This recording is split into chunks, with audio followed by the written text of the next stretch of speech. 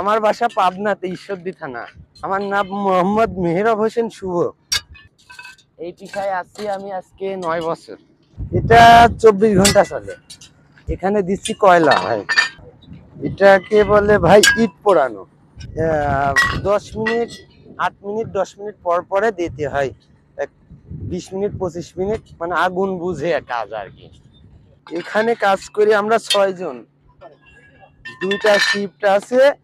একটি শিফট হচ্ছে সকাল 7টা থেকে বেলা 1টা।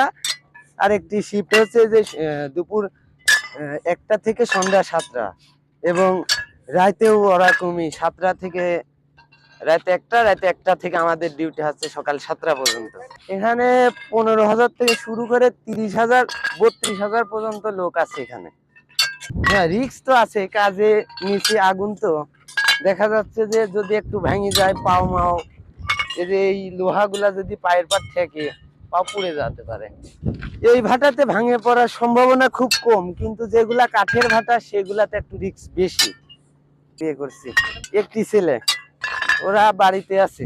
ছুটিতে 2 মাস 2.5 মাস পর পর যাওয়া হয়। আমার ছেলেটার বয়স 1.5 মাস, এখনো যাওয়া হয় নাই, সামনের সপ্তাহে যাবো শনিবারে।